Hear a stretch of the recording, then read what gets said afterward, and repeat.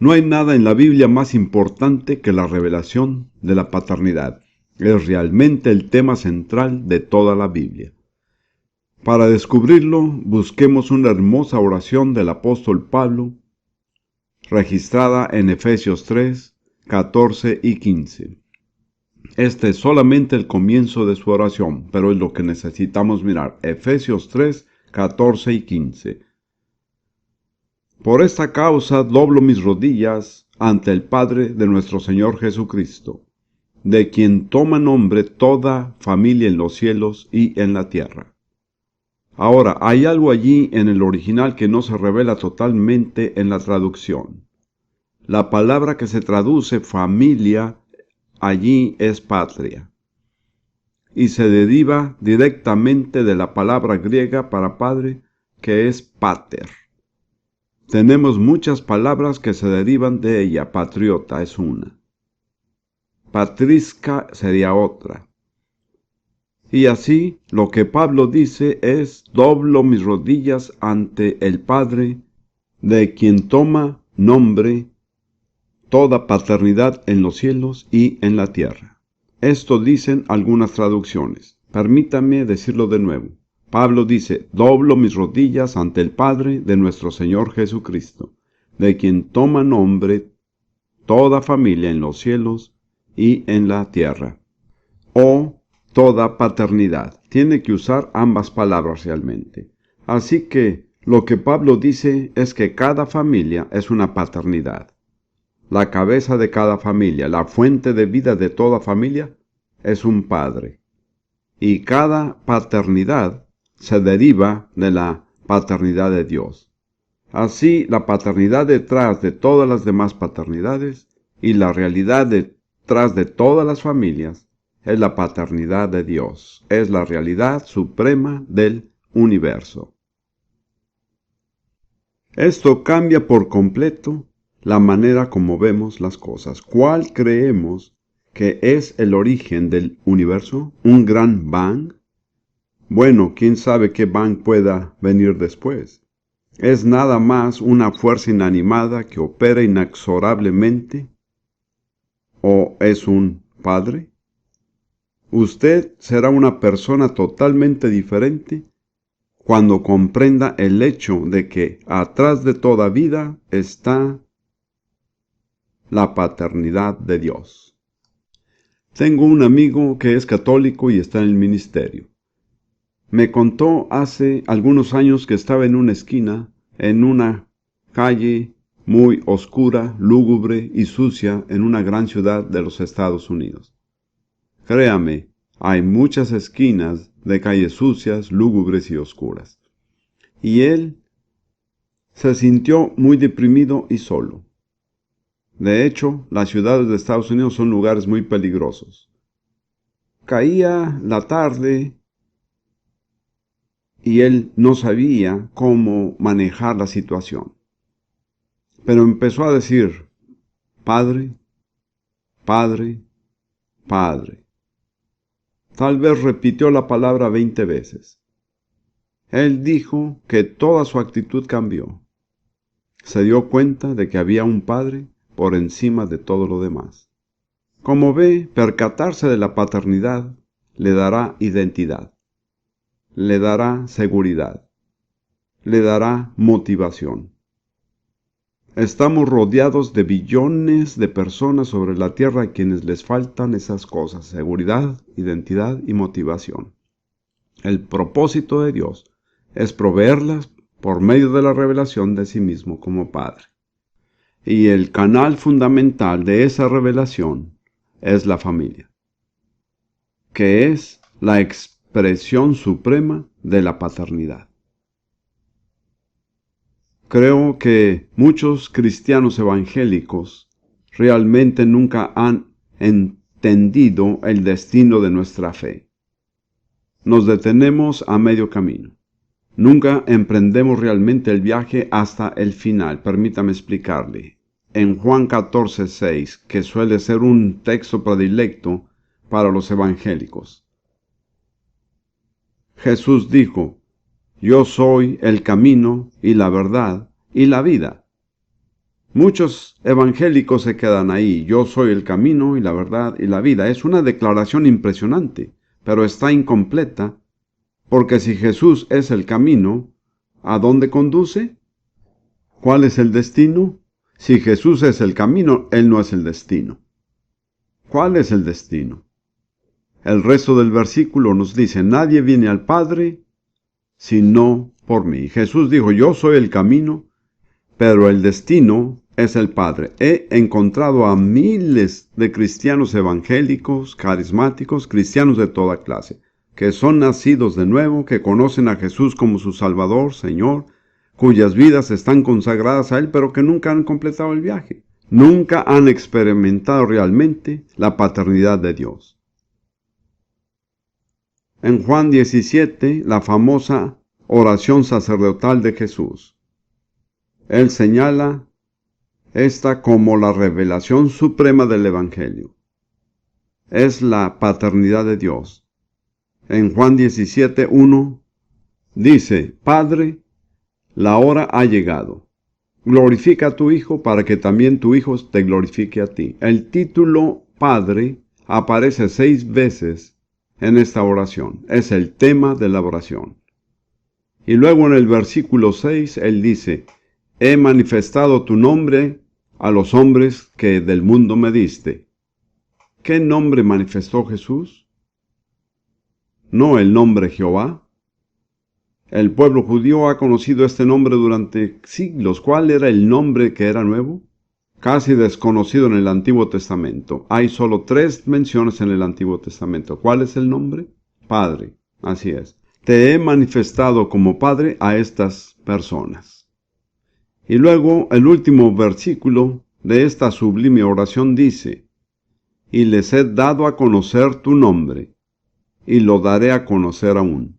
La revelación no está completa, pero ha comenzado, para que el amor con que me has amado esté en ellos y yo en ellos. Lo que volverá este amor fructífero y pleno es la revelación de Dios como Padre. Me doy cuenta de que en mi propia experiencia cristiana durante muchos años realmente nunca vi el destino. En parte porque aunque tuve un buen padre, uno que me cuidó y proveyó para mí, mi relación con él fue distante. Él era oficial del ejército británico. Durante gran parte de mi infancia él estuvo en India y yo en Inglaterra. Y así, de cierto modo, yo nunca experimenté la relación cercana y cálida que debe tener un hijo con su padre. Por consiguiente, no me di cuenta de lo que me esperaba en Dios.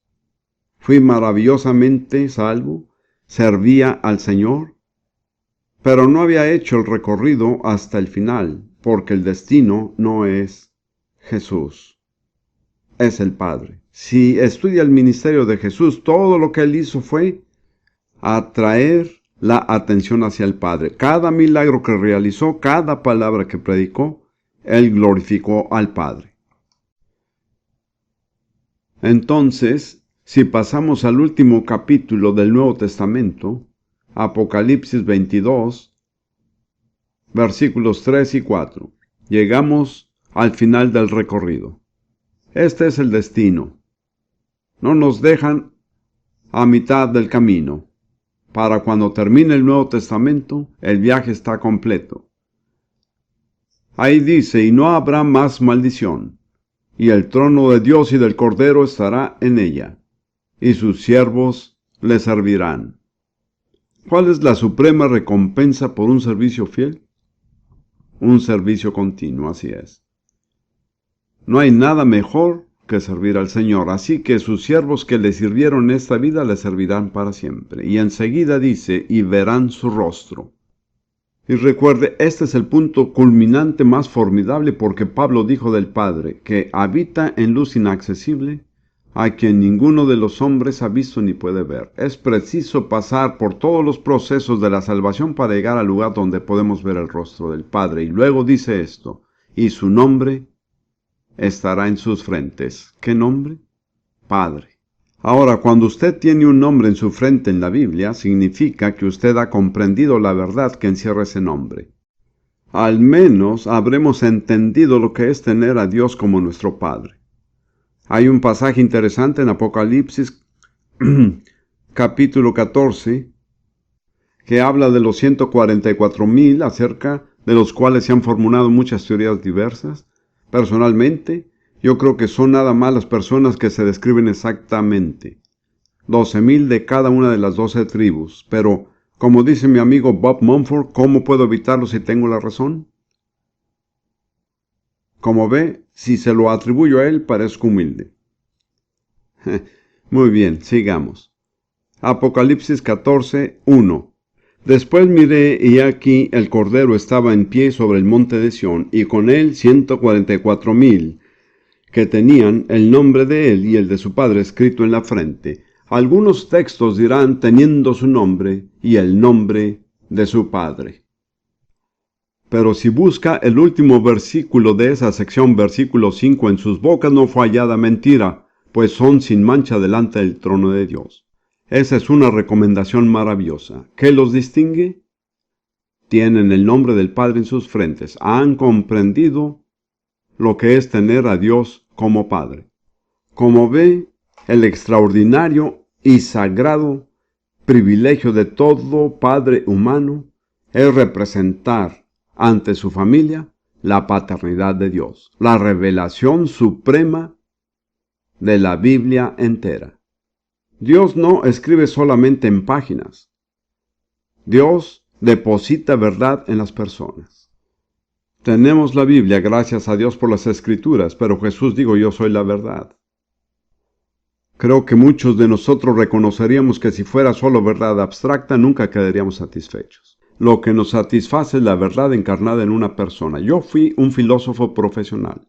Estaba completamente concentrado en toda clase de teorías emocionantes acerca de la vida y de su propósito y del estado ideal. Fui estudiante de Platón, un estudiante consagrado de Platón. Leí cada palabra que Platón escribió en el lenguaje original. Pero mi problema era que no podía vivir en esa atmósfera enrarecida todo el tiempo. Así que más o menos la mitad de la semana flotaba con la teoría de las ideas y la otra mitad me arrastraba viviendo de manera totalmente carnal. Nunca estaba satisfecho, porque la sola verdad abstracta no nos satisface. Cuando conocí a Jesús, supe que había conocido la verdad en persona, y eso me satisfizo como ninguna verdad abstracta pudo lograr jamás. En cierto sentido, Dios ha designado a cada padre la responsabilidad de encarnar la revelación suprema de la Biblia, la paternidad. Yo diría que el papel más piadoso que un hombre puede ser es el de padre. Es el papel más parecido a Dios, porque es la revelación suprema de Dios mismo. Ahora, todo padre representa a Dios ante su familia. No es una opción. La cuestión es, ¿lo representa bien o mal? La maldición más grande de nuestra era actual son los padres que han representado mal a Dios. Recuerdo la historia de un hombre que testificaba en la calle a jóvenes y jovencitas. Él dijo a un joven con quien hablaba, Dios quiere ser tu padre. El joven respondió, mi padre es el hombre a quien más odio en la vida. ¿Lo ve? En lugar de ser una buena referencia, era un obstáculo. La mayoría de los sociólogos y psicólogos y otras personas en esa clase de profesiones estaría de acuerdo en que un niño forma su primera impresión de Dios a partir de su padre. ¿Es el padre amoroso, accesible, compasivo, fuerte? Es fácil para el niño imaginar a Dios de esa manera, pero si el padre es amargado, crítico o sencillamente ausente e irresponsable, ese niño empieza la vida con una idea muy negativa acerca de Dios. Y con frecuencia se requiere de muchísimo esfuerzo para cambiar ese concepto negativo de Dios. Profundicemos un poco en esta imagen de lo que significa ser un padre. creo que necesito decir en este momento que no estoy ofreciendo solo teoría. Tengo experiencia. Cuando me casé con mi primera esposa, heredé 8 hijas adoptivas el mismo día. Así, quiero decir, empecé más adelantado que muchos. De esas hijas, 6 eran judías, una era árabe, palestina y una era inglesa. Y más adelante adoptamos a una bebé africana. De modo que tenemos una muestra muy representativa de la raza humana en nuestra familia. Es muy interesante, porque entre más crecen, más demuestran las características de su raza original. Es muy interesante, no puedo profundizar en eso. Lo que digo es que yo no le ofrezco simple teoría. Para nada quiero sugerir que siempre he sido un padre exitoso, sería afirmarlo. Pero he tratado de aprender de mis errores, que han sido muchos. Podría intentar ayudar a algunos de ustedes a evitar algunos de los errores que he cometido. ¿Por qué todo el mundo tiene que seguir y cometer los mismos errores una y otra vez? Así, como digo, no hablo de teoría. Miremos ahora 1 Corintios 11:3. 1 Corintios 11:3.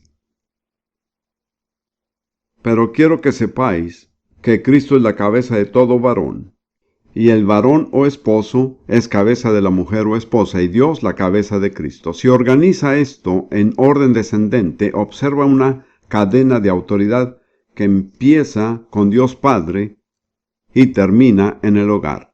Por eso no puede andar por ahí juzgando con la enseñanza bíblica sobre la vida familiar, porque se basa en la naturaleza eterna de Dios mismo. Dios Padre, Él es la cabeza de Cristo, Cristo es la cabeza del esposo, el esposo es la cabeza de la esposa.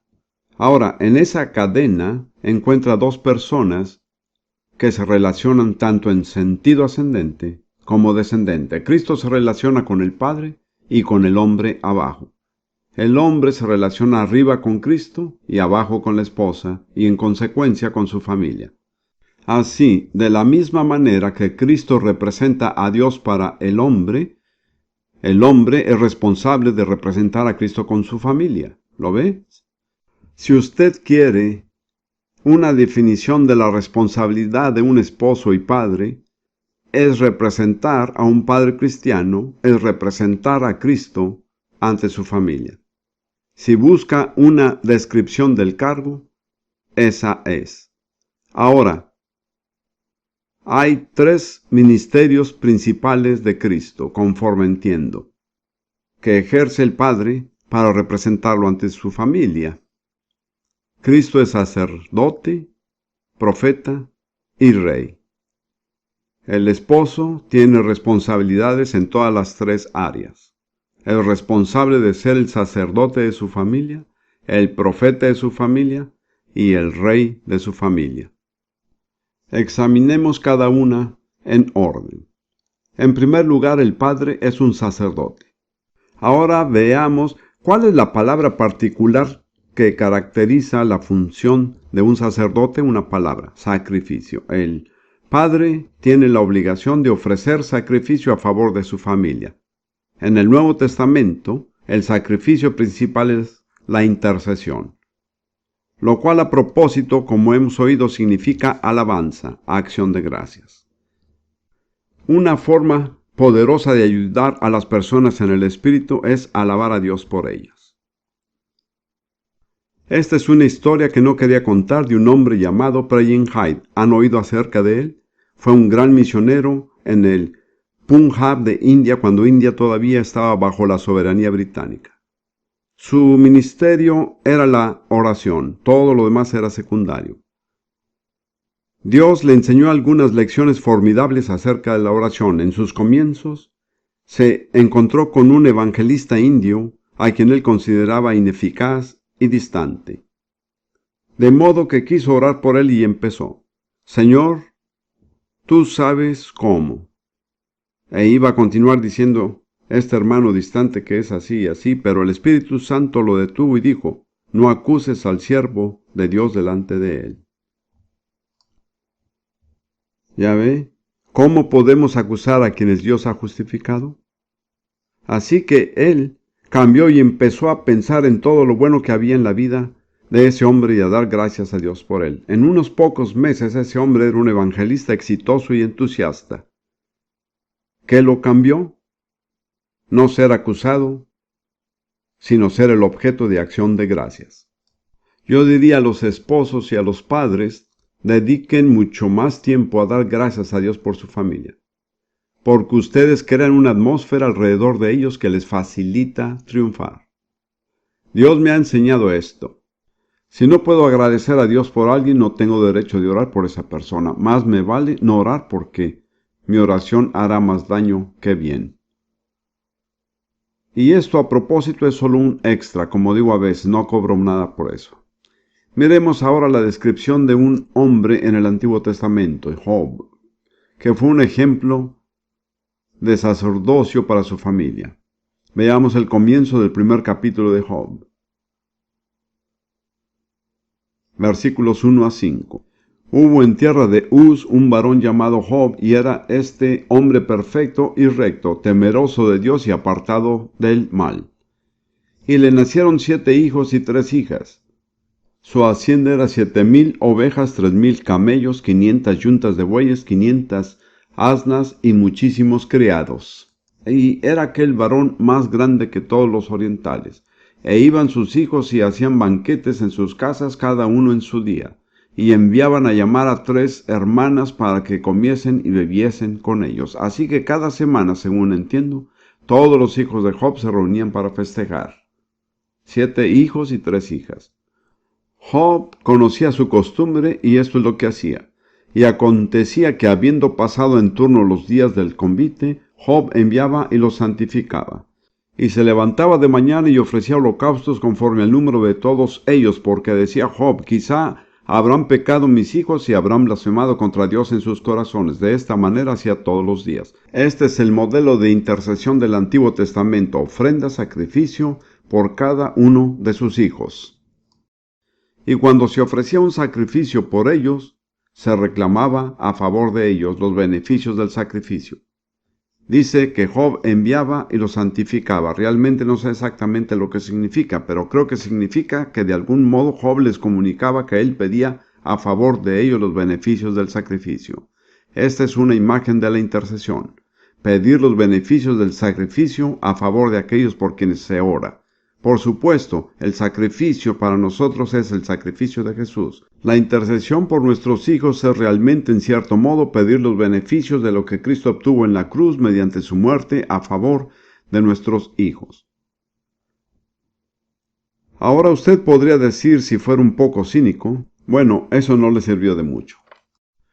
Porque en un desastre todos sus hijos murieron.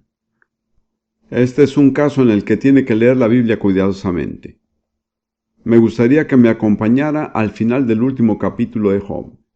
Y Santiago dice, habéis oído de la paciencia de Job y habéis visto el fin del Señor. En otras palabras, no saque conclusiones sin haber leído el final de la historia.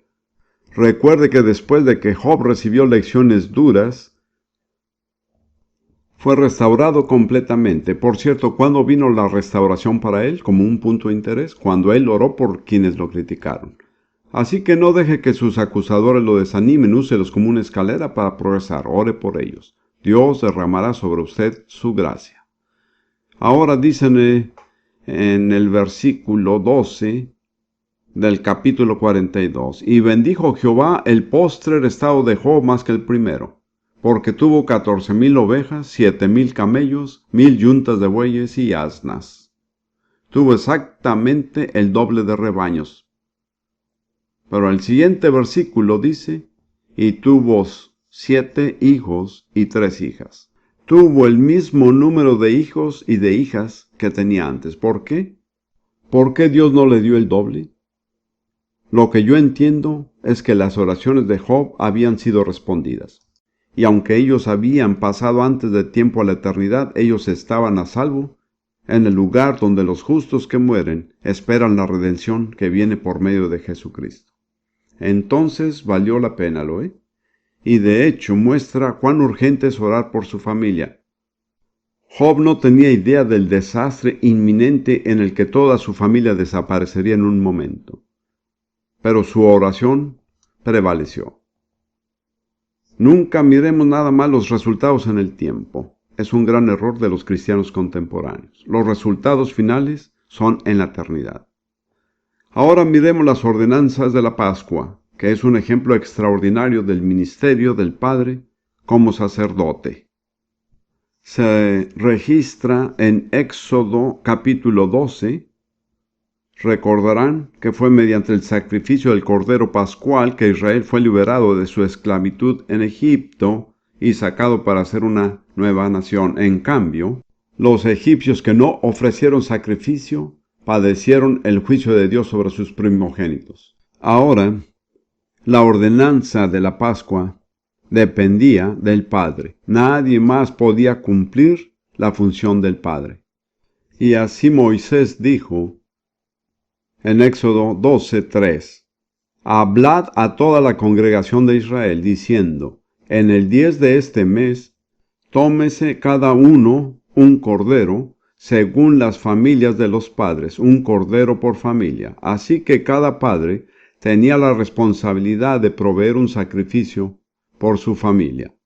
Y luego la manera como el sacrificio se hacía efectivo era rociando su sangre en la parte exterior de la puerta, los dinteles, los dos postes de la puerta. Y esto se registra en Éxodo 12, 22 y 23.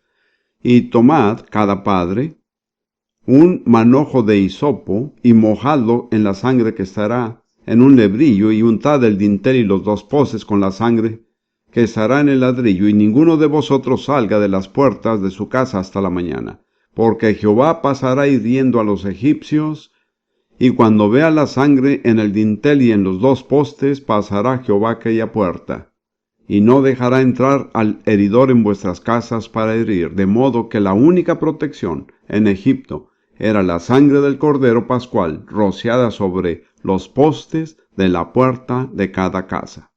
Y solo había una persona que podía rociar la sangre. ¿Quién era? El Padre. Como ve, el bienestar de todo su hogar dependía de la fidelidad del Padre como sacerdote. ¿Cree que los principios de Dios han cambiado? Yo no. Yo creo que son los mismos hoy. Y ahora volvemos al Nuevo Testamento y reencontremos el extraordinario relato del muchacho epiléptico en Marcos capítulo 9, a quien los discípulos no pudieron sanar. Pero cuando Jesús bajó del monte de la transfiguración, el Padre trajo a su Hijo a Jesús. Solo leeremos la breve conversación. El Padre describió todos los sufrimientos del muchacho y demás. Y Jesús le dijo, si puedes creer, al que cree todo le es posible. E inmediatamente el padre del muchacho clamó y dijo, creo, ayuda mi incredulidad. Lo que me impresiona de esto es que el muchacho no podía creer por sí mismo. Pero el Señor le dio al padre la responsabilidad de creer por su hijo. Creo que ese es un principio. Creo que Dios delega a los padres la responsabilidad de ejercer la fe por sus hijos. El muchacho era un caso perdido. No podía hacer nada por sí mismo, era un epiléptico. Jesús dijo, si puedes creer, se hará. Me pregunto cuántos de nosotros como padres reconocemos nuestra responsabilidad de ejercer fe por nuestra familia. He notado un aspecto del ministerio de Jesús que cobró vida para mí cuando Dios me introdujo en el ministerio de liberación. Debido a que muchas veces se me acercaban personas en una reunión con un niño y decían, ore por él o también ore por ella. Aprendí a preguntar, ¿son ustedes los padres del niño? Con frecuencia la respuesta era, no, no somos los padres no son creyentes, pero queremos presentar al niño. Yo lo invito a examinar el ministerio de Jesús. Él nunca oró por un niño, excepto por la fe de uno o de ambos padres. No hay precedente bíblico para esto, ¿lo ve? Jesús nunca contradijo la orden divina del Padre. Los padres tienen una responsabilidad mucho más grande de lo que imaginamos.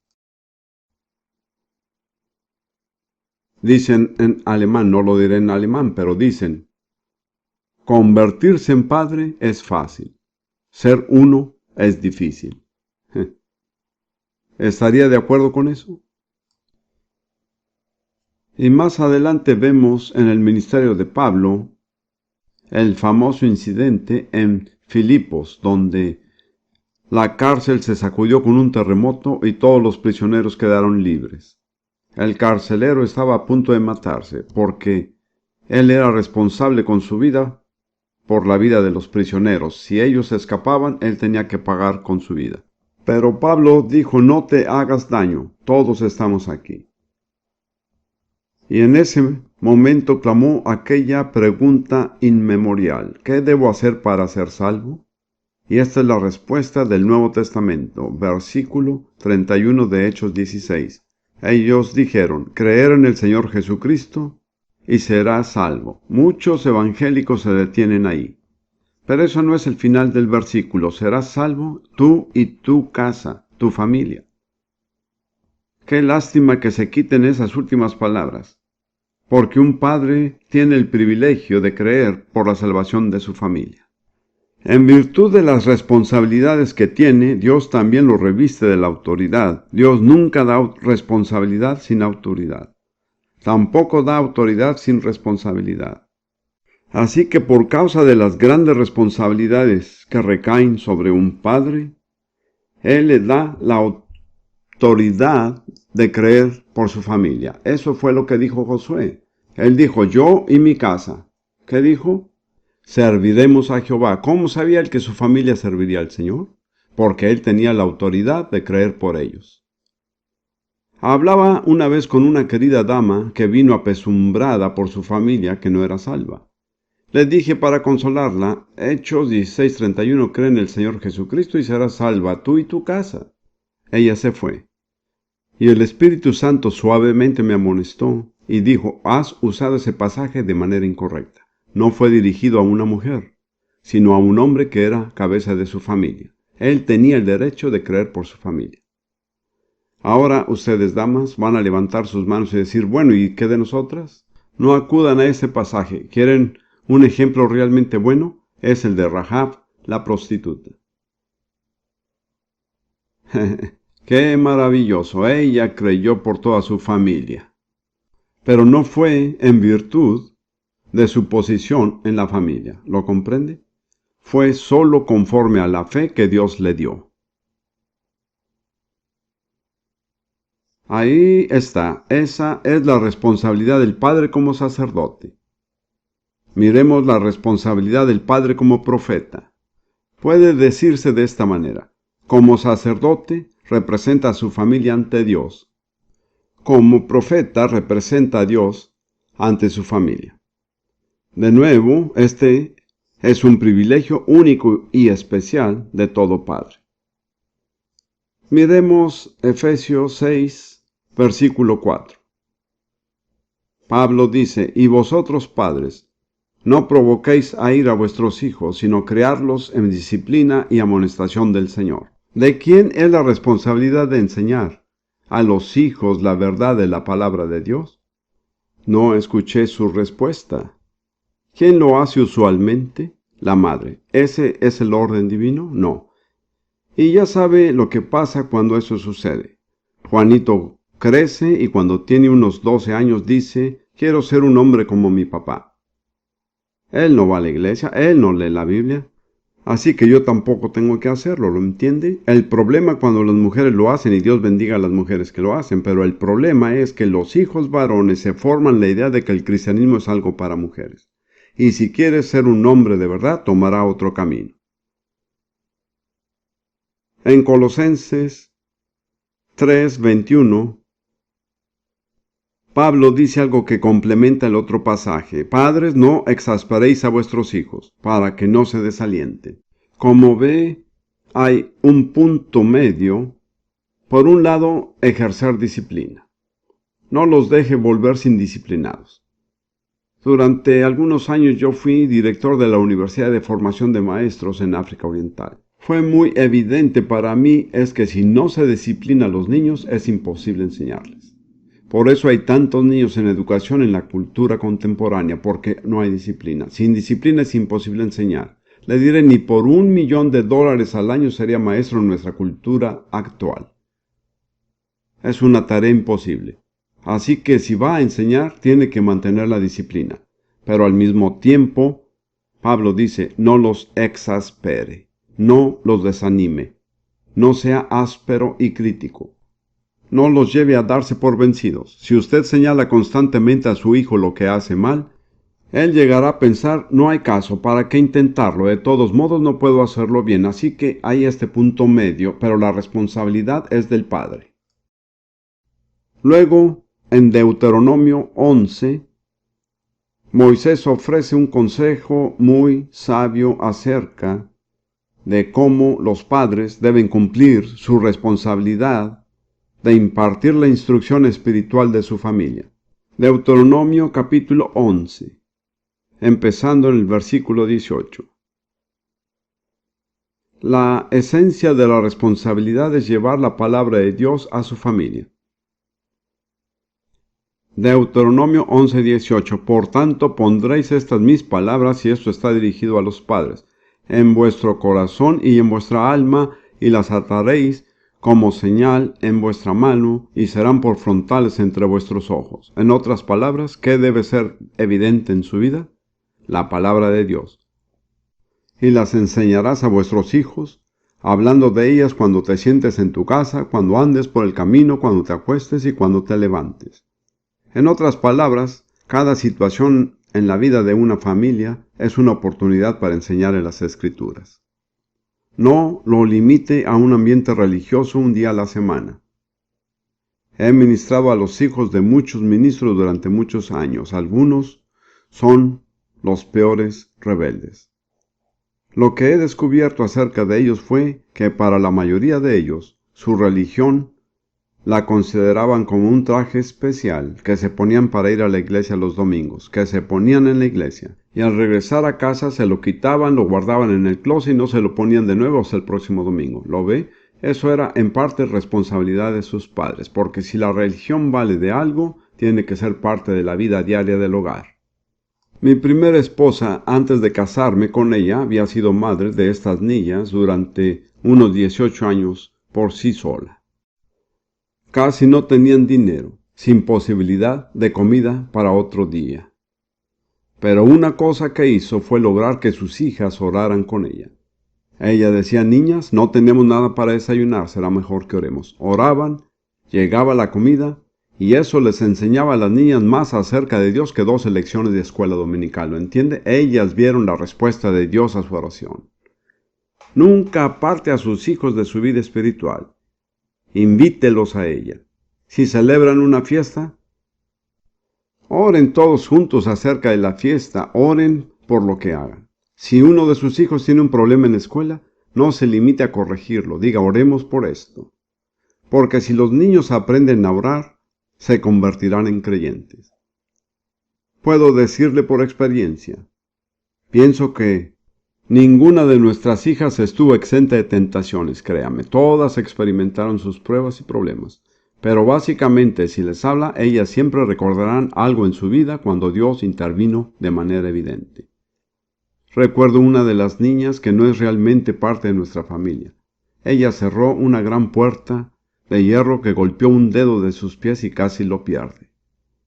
Lidia la llamó y oró y el dedo sanó.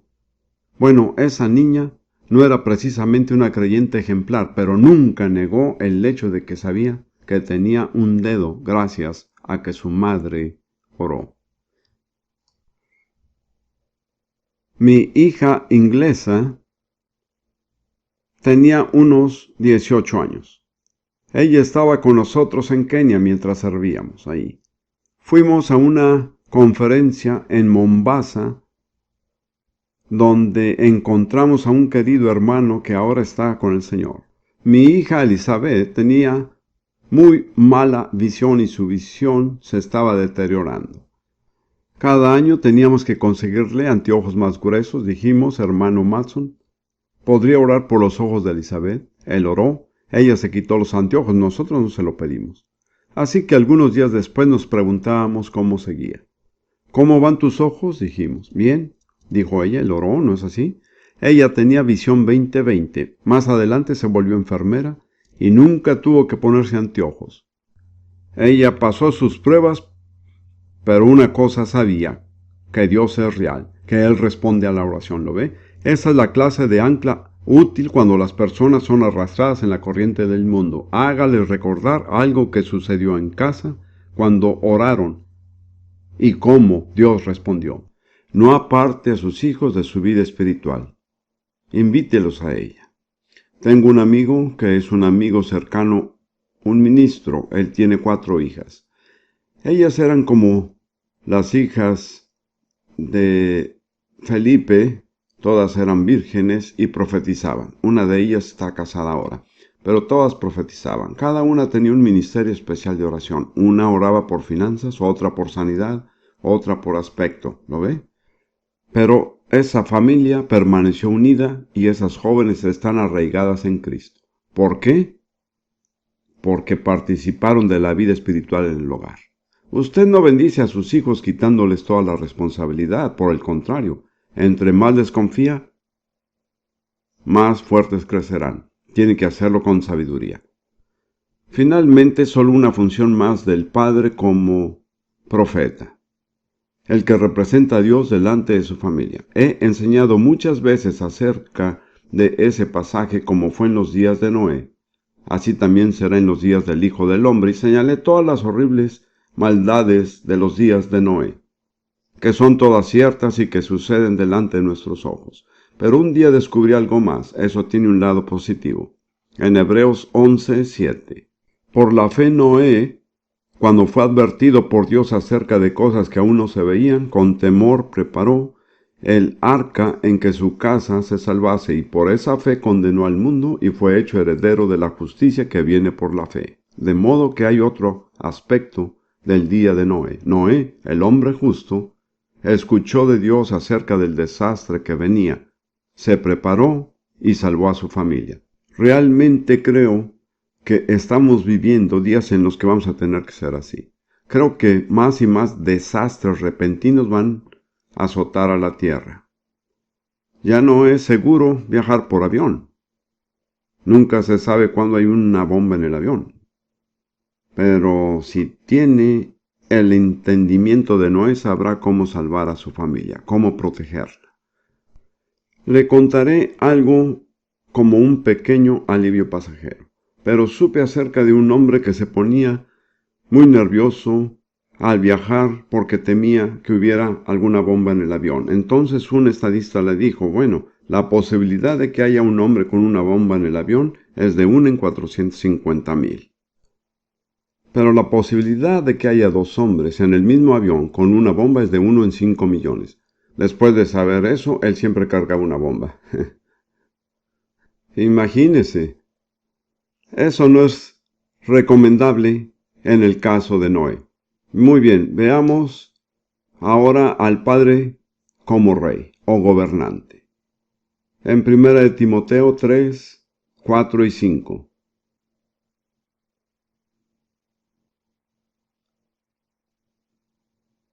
Hablando acerca de un anciano que gobierne bien su casa, que tenga a sus hijos en sumisión con toda honestidad, pues el que no sabe gobernar su propia casa, ¿cómo cuidará la iglesia de Dios? La palabra aquí es gobernar o reinar. Ese es el tercer aspecto del ministerio del esposo. El ministerio del esposo representa a Cristo como sacerdote, profeta y rey. ¿Cuál es el trabajo de un rey? Reinar o gobernar, así es. Ahora, esto rompe con lo establecido en la mentalidad actual. Vivimos en una atmósfera donde es casi un insulto a la autoridad. Pero lo cierto es que sin autoridad lo único que queda es anarquía. Así que necesitamos autoridad, y por encima de todo necesitamos la autoridad del Padre en su casa. Lo que siempre me ha impresionado es la declaración de Dios acerca de por qué eligió a Abraham. Volvamos a Génesis 18, un momento. y leamos los versículos 17 a 19. Déjeme señalar algo acerca del nombre mismo de Abraham. Sabemos que su nombre original era Abram, que en hebreo es Abram, que significa Padre exaltado. Luego, cuando Dios hizo su segundo pacto eterno con él, cambió su nombre a Abraham, que significa Padre de una multitud. Pero la esencia del carácter de Abraham es que era un padre. Fue como un padre que Dios escogió, porque él quería una nueva nación que saliera de él. El Señor aquí en Génesis 18 revela por qué escogió a Abraham. Había cientos de miles de hombres sobre la tierra en aquella época, y de ellos Dios escogió a un hombre para ser el privilegiado, la cabeza única de una nueva raza. Y Jehová dijo: ¿encubriré yo a Abraham lo que voy a hacer? Habiendo de ser Abraham una nación grande y fuerte, y habiendo de ser benditas en él todas las naciones de la tierra, porque sé que mandará a sus hijos y a su casa después de sí, que guarden el camino de Jehová, haciendo justicia y juicio, para que haga venir Jehová sobre Abraham lo que ha hablado acerca de él. ¿Por qué lo escogió a él? ¿Qué vio en él que lo hacía apto? Hay dos formas de traducir esto. Yo prefiero la antigua traducción que dice: yo sé que mandará a sus hijos y a su casa después de sí, que guarden el camino de Jehová. La otra traducción dice: yo lo escogí a fin de que él ordene a sus hijos y a sus familias. Pero cualquier traducción que use es el hecho de la calidad del carácter de Abraham que lo hizo apto para ser escogido por Dios para una de las posiciones más privilegiadas en la historia, y fue que Dios podía confiar en que Él mandaría a sus hijos y a su casa. Hay un momento para que el Padre mande. Hay situaciones en las cuales se tiene que dar órdenes y se tienen que acatar reglas. Le diré algo: si quiere tener un hijo infeliz, no lo discipline. Los niños más desdichados son los que carecen de disciplina en sus vidas, y son los más inseguros, porque a un niño le agrada tener límites que le den seguridad. Recuerdo que una vez mi hija africana, cuando tenía unos 16 años y enfrentaba algunos problemas característicos de la adolescencia, ella es una jovencita cristiana muy tierna. Ella quería hacer algo que realmente no era muy sabio ni correcto. Me miró y dijo: ¿puedo hacerlo? ¿Me dejas? Yo dije: no te dejaré, porque es malo para ti. Usted pensaría que ella se enojó, pero yo vi en su cara que sentía alivio, porque yo fijé un límite. ¿Lo comprende? Ella no tenía la fortaleza para fijar su propio límite, pero me agradeció por haber establecido un límite. Es injusto dar tanta libertad a los hijos, especialmente como está el mundo hoy, y no fijar límites. Los límites deben ser simples, prácticos, y usted debe ser capaz de explicarlos a sus hijos.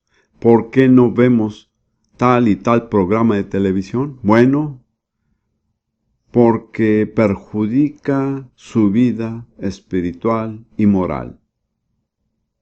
Por supuesto, ese es uno de los principales problemas que tenemos hoy. Creo que tal vez una de las mayores responsabilidades del padre es supervisar el uso de la televisión. Para mí es simple. Nunca la enciendo, pero esa no es la solución para todos y no la recomiendo. No estoy diciendo que eso me haga más espiritual. Es solo que me desagrada la televisión. Es una interrupción de las cosas importantes. Si quiero enterarme de lo que pasa en el mundo, compro una revista semanal de noticias. Así no desperdicio tiempo escuchando propagandas y recibiendo una cantidad de información que es absolutamente irrelevante al día siguiente. Pero sé que soy una excepción. Está bien. No me preocupa. No se enoje conmigo. Pero note la otra afirmación del Señor acerca de Abraham en este pasaje. Habiendo de ser Abraham una nación grande y fuerte. Quiero decirle con toda seguridad que una nación no es más grande que sus padres. Si los padres fallan, una nación va en decadencia segura. La fortaleza de cada nación está en el carácter y la integridad y la fuerza de sus padres. En Romanos 4, 11 y 12, no necesitamos buscarlo, se nos dice que Abraham es padre para todos los que siguen sus pisadas. En otras palabras, no basta con decir, he nacido de nuevo y por lo tanto Abraham es mi padre. Tenemos que andar como él anduvo. En ningún área es esto más importante como en la familia. Luego debemos quizá pensar un momento en otro hombre que era muy cercano a Abraham, que se llamaba Lot. Juntos atravesaron muchos problemas y entonces llegaron al lugar donde iban a separarse. Y ya sabe cuán caballeroso fue Abraham. Él no dijo, voy a escoger. Él dijo, Lot, escoge tú. Lo que tú no escojas, yo lo tomaré. Y él era un hombre mayor con el verdadero conocimiento de Dios. Él no aprovechó para agarrar lo mejor, ¿sabía eso? Alguien dijo que Dios da lo mejor a quienes le permiten a él escoger. ¿Está dispuesto a hacer esto? Abraham dijo, Dios, yo sé que tú tienes el lugar. Así que, ¿a dónde se dirigió Lot? A Sodoma. ¿Qué lo atrajo? Básicamente, el dinero. Prosperidad. Lot amaba el mundo y las cosas del mundo. Leemos en el final de ese capítulo que él se dirigía a Sodoma. La siguiente mención encontraremos que él estaba dentro de Sodoma y era un ciudadano respetado allí. Luego llegó el momento en el que Dios iba a declarar y traer juicio sobre Sodoma y Gomorra. Gracias a la intercesión de Abraham, Dios envió 2 ángeles para sacar a Lot de Sodoma. Ellos dijeron, ¿tienes a alguien aquí, hijos o hijas o yernos? Adviérteles porque Dios va a destruir esta ciudad. Y Lot fue a hablar con sus yernos y dijo, Dios va a enviar juicio. Ellos se rieron de él, no lo tomaron en serio. Así que al final escapó con su esposa y 2 hijas. Su esposa no lo logró, pues quedó convertida en una estatua de sal. Él dejó al resto de su familia en Sodoma. Lo que quiero señalar es esto. Lot llevó a su familia a Sodoma, pero no pudo sacarla de allí. ¡Qué responsabilidad! Padres, ¿están liderando a su familia? ¿Qué es lo que los motiva? ¿Aman el mundo y las cosas del mundo? Están en peligro si hacen lo mismo que Lot. Ahora, un breve pensamiento para terminar. ¿Cómo puede cumplir su responsabilidad como padre? Esto es algo que he meditado mucho yo mismo. No es solo una teoría que le presento. Quiero sugerirle tal vez 5 cosas para tener en cuenta. Número 1. Reconozca su responsabilidad. Asuma su posición. Diga, Dios, soy un padre. Entiendo al menos en cierta medida lo que esperas de un padre. Acepto mi responsabilidad delante de ti. En la Biblia, como he dicho, responsabilidad y autoridad van juntas. Dios da autoridad a quienes aceptan responsabilidad. Si no acepta responsabilidad, no tendrá autoridad. Porque esa es la justicia y la sabiduría de Dios. Si usted acepta su responsabilidad, no tiene que ser alguien muy exitoso.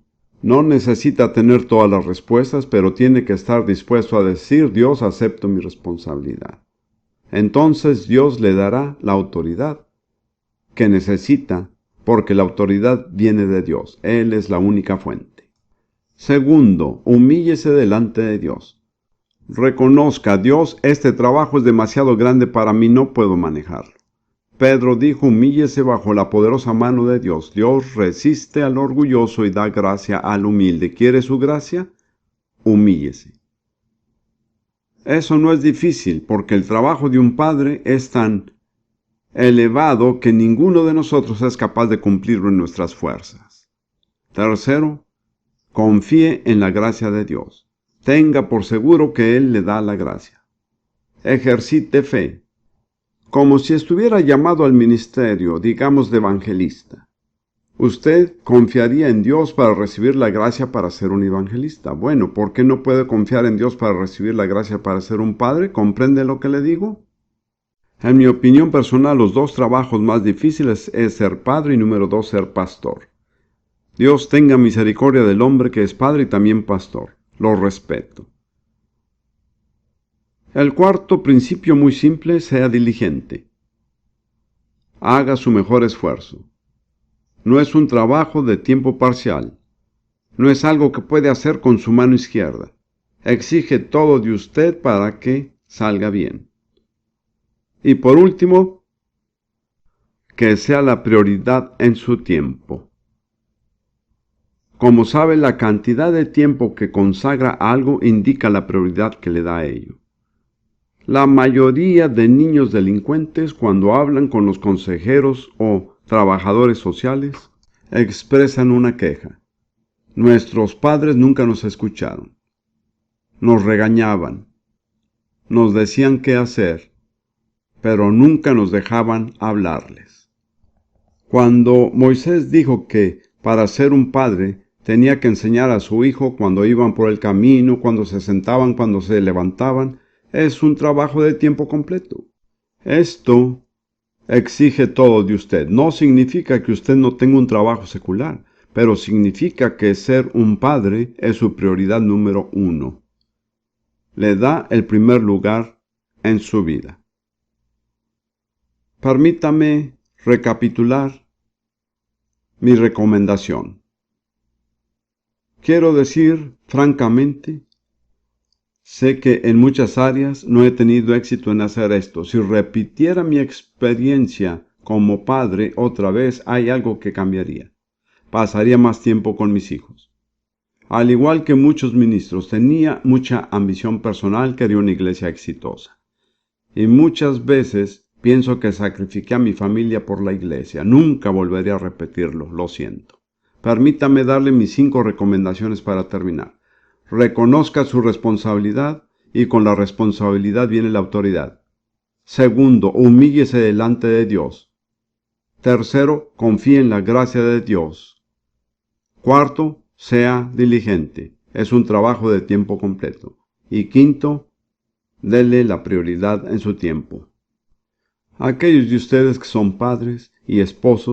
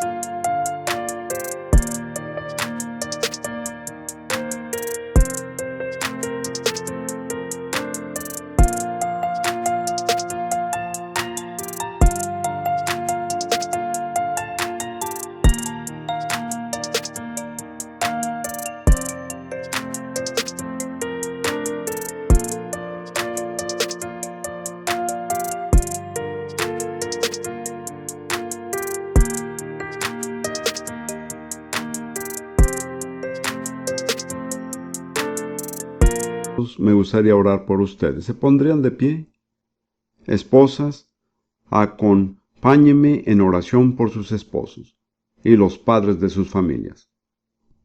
Padre, quiero darte las gracias porque tu nombre es Padre, porque tú eres un Padre, porque realmente te interesas por las familias, porque la familia es la forma como tú quieres darte a conocer en la tierra. Gracias por cada hermano amado en Cristo que está delante de ti ahora. Y Señor, yo me incluyo entre ellos.